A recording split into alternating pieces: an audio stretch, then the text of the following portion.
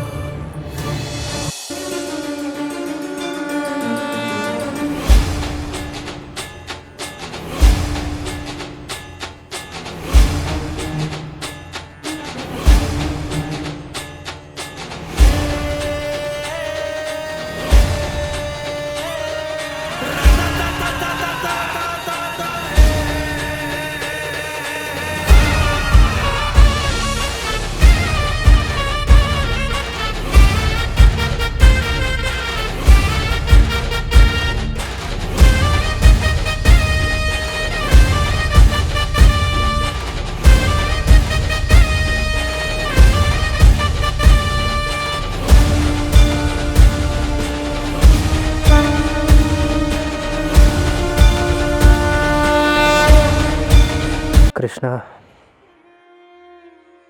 ಗುರುಗಳು ನಮ್ಮ ಮನೆಗೆ ದಯಮಾಡಿಸಿದ್ದು ನಮ್ಮ ಭಾಗ್ಯ. ಶ್ರೀ ಮೂಲರಾಮೋ ವಿಜಯತೆ.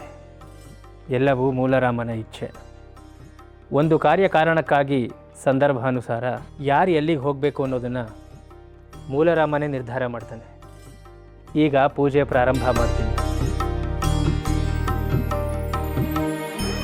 ಶ್ರೀಧರನ್ ಕರ್ಕೊಂಬ.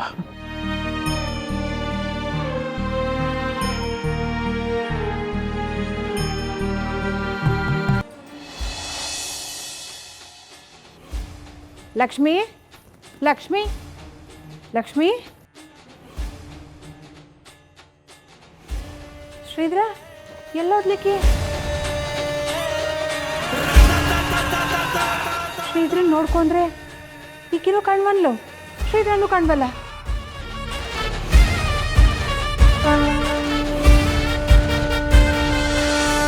ಶ್ರೀಧರ,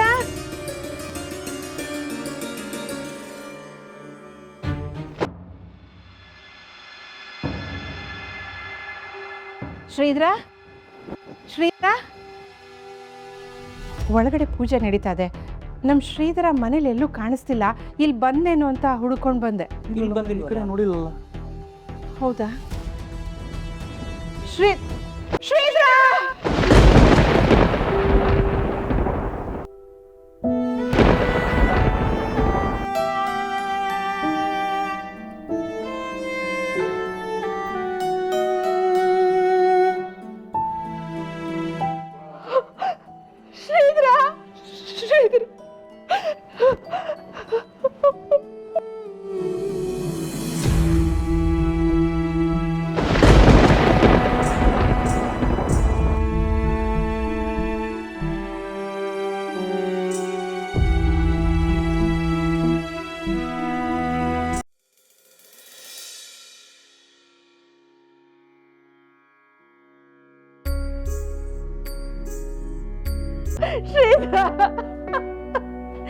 ಹೇಳು ಕಂದ, ಹೇಳು ಮಗು.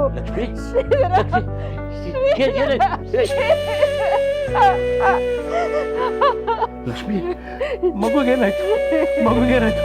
ಅಯ್ಯೋ ದೇವ್ರೆ! ಸ್ವೀಕರಣೆ ಹಣ್ಣಲ್ಲಿ ಮಗು ಬಿದ್ದುಬಿಟ್ಟಿದೆ, ಉಸಿರೇ ಆಡ್ತಿಲ್ಲ. ಅಯ್ಯೋ ಶ್ರೀಹರಿ, ನಾನು ಯಾವ ಪಾಪ ಮಾಡಿದ್ದೆ ಅಂತ ನನಗೆ ಶಿಕ್ಷೆ ಕೊಡ್ತಾ ಇದೀಯ ತಂದೆ?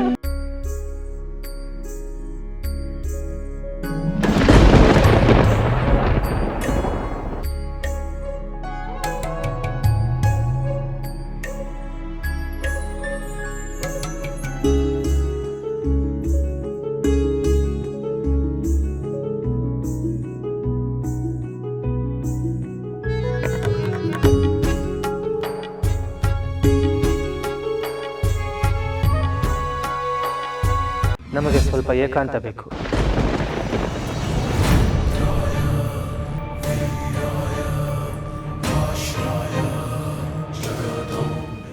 ತಂದೆ ಮೂಲರಾಮ, ಈ ಮನೆಗೆ ಬರೋಕ್ಕೆ ಪ್ರೇರೇಪಿಸಿದವನೇ ನೀನು.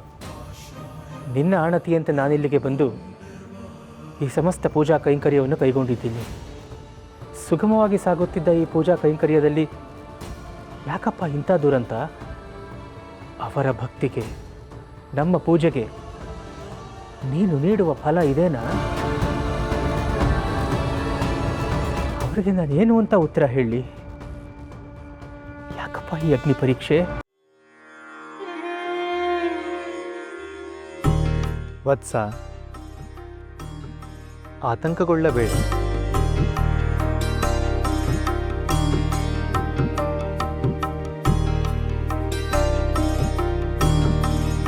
ಪ್ರತಿಯೊಂದು ಘಟನೆಗೂ ಕಾರಣ ಇದ್ದೇ ಇರುತ್ತದೆ. ಸಮಸ್ಯೆ ಎದುರಾದಾಗ ಹೆದರಿ ಓಡಿ ಹೋಗುವವನು ಸಾಧಕನಾಗಲಾರ. ಅಗ್ನಿ ಪರೀಕ್ಷೆಗಳನ್ನು ಎದುರಿಸಿ ಗೆದ್ದವನು ಮಾತ್ರ ಚರಿತ್ರೆಯಲ್ಲಿ ಉಳಿಯುತ್ತಾನೆ. ಈ ಸಮಸ್ಯೆಯನ್ನು ಗೆಲ್ಲುವ ಶಕ್ತಿ ನಿನ್ನಲ್ಲಿದೆ. ಎದೆಗುಂದಬೇಡ, ಎದುರಿಸು.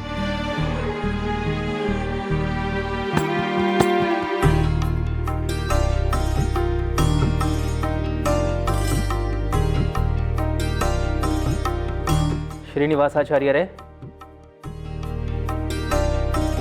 ತೀರ್ಥದಲ್ಲಿ ಕೀಟವೊಂದು ಬಿದ್ದಿದೆ. ಪಾಪ ಪುಣ್ಯ ಸ್ನಾನಕ್ಕೆಂದು ಬಂದು ತನ್ನ ಪ್ರಾಣವನ್ನೇ ಅರ್ಪಿಸಿದೆ. ಹೋಗಿ ಇದನ್ನು ತುಳಸಿಗೆ ಹಾಕಿ ಮತ್ತೆ ಮಡಿ ನೀರನ್ನು ತನ್ನಿ.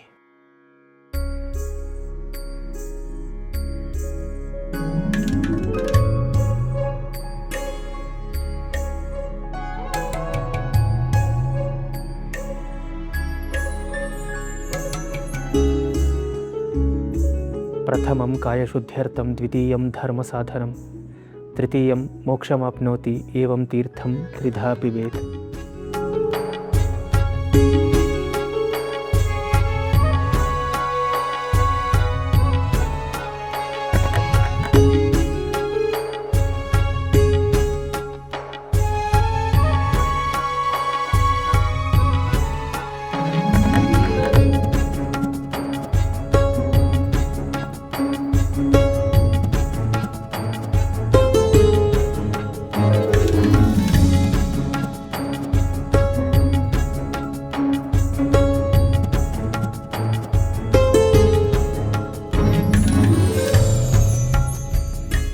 ದೇಸಾಯಿ ಅವರನ್ನು ಬರ ಹೇಳಿ.